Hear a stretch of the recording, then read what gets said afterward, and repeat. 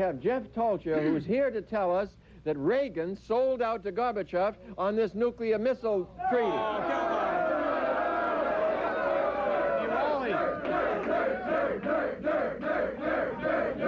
I see you brought along your loudmouth Hitler youth here.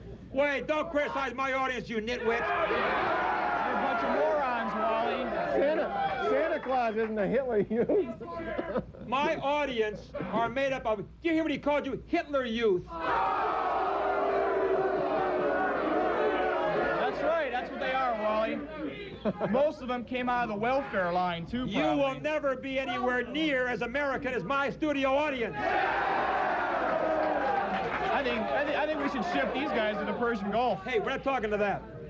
Let's get into the issue. How could you possibly criticize President Ronald Reagan for this fantastic job he just did with this summit with Gorbachev, right? Well, Wally, how can you criticize that? Well, you're showing yourself to be the real wimp that you are because you don't want to know it. Sit down in your chair. Sit down. Let me finish. You can't interrupt me. I'm not even done with my statement yet.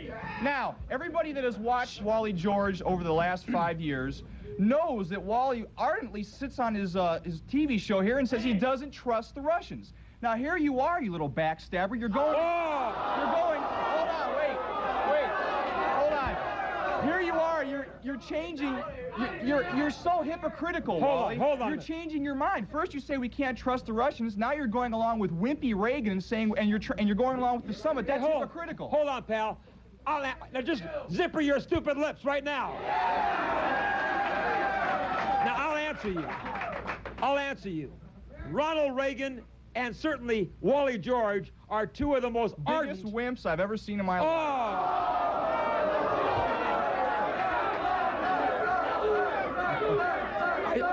Now, hold on. Let me answer you. Go ahead. Now I'm saying this. Ronald Reagan and Wally George are two of the most ardent anti-communists ever. But I'll tell you one thing, you little nerd. Why do you agree with Reagan? I'll tell you why. Because Ronald Reagan is a patriot first and a Republican second. Now, I'm telling you this. Ronald Reagan knows that the communists, the Soviet Union, is against us, is certainly our adversaries, but we certainly do not want to see this world blown up to smithereens with a nuclear holocaust. So Ronald Reagan says, let's give Russia one more chance to see if we can have peace. That's why we had the summit. Isn't that right? Well, Wally,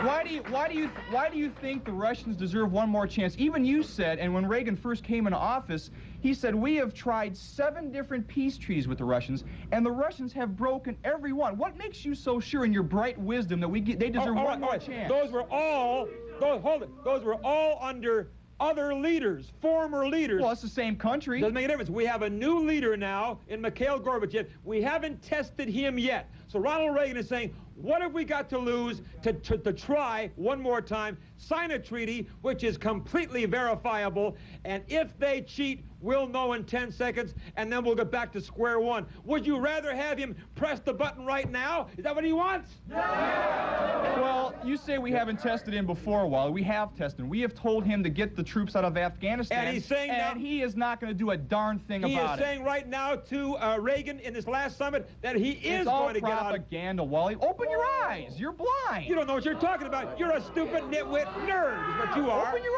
eyes, Wally. Jeff, are you aware in this missile treaty that the Russians have knuckled under to our demand? No, they haven't. What are we going to do? Yeah, they have. Right on. No, they haven't.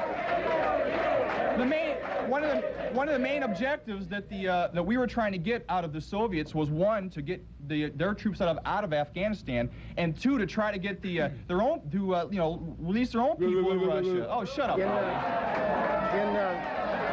Back in 1981, we were talking about limiting the growth of nuclear missiles in Europe. Reagan stood up and gave a speech in 1981 and said, I don't want to limit it, I want to eliminate them. No. That's what we're doing now, and they have knuckled under.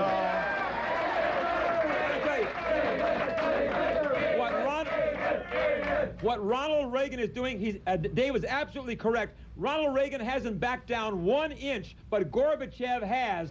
if you remember in Iceland when they had the last summit, they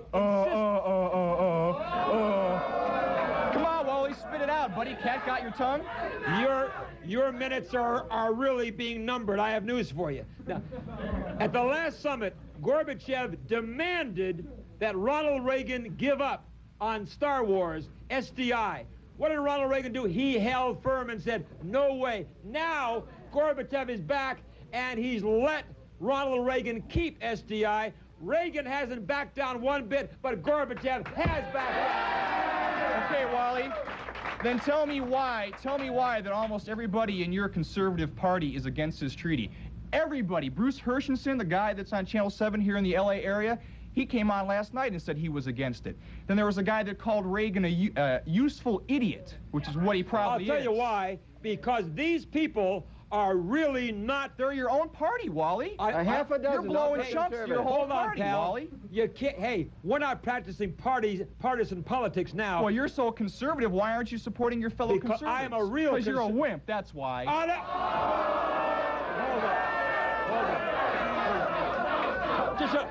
I'm answering you. You're just like Reagan. I'm answering. You're Hold caving into the liberals, I'm Wally. answering you. Now, shut You're up. a closet liberal. I'm answering you. I'm answering you. You're trying to. Here's exactly why. The conservatives in this country who have criticized Ronald Reagan for this treaty, they are not real Americans, and they're an embarrassment to the conservatives. And I'll tell you this, Ronald Reagan is right on target, and he is going to go down in history as the president who brought peace to the world.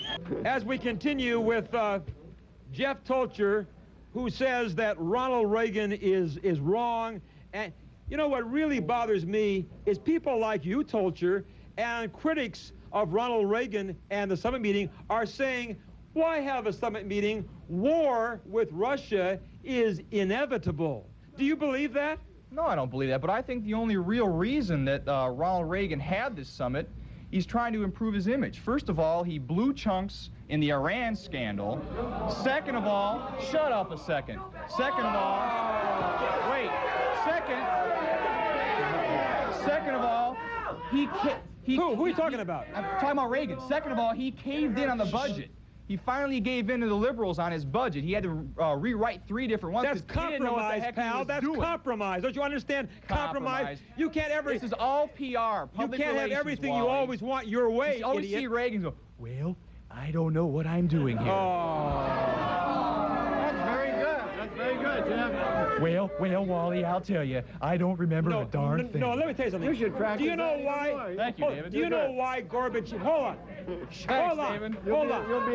You'll be a good Reagan man yet. Well, thank you, David. I appreciate it. David, don't compliment this. Yeah, right on, David. You're a good guy. Hold on. No matter what Wally says about you. Do you know why Gorbachev came to Washington, D.C.? Do you know why? He was hemming and hawing. He almost didn't come here. I'll tell you why he came. He wanted to go to Disneyland. That's why he came here. Oh, get out of here. And that's what the White House is with Reagan in a big Disneyland. That's all it is. It's a bunch of people with Mickey Mouse hats running around. And you're goofy. That's what I'm telling you. Very good, Wally.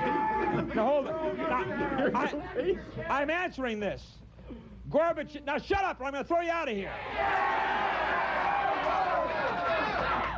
No, I'm answering this. The reason Gorbachev came here to Washington, D.C.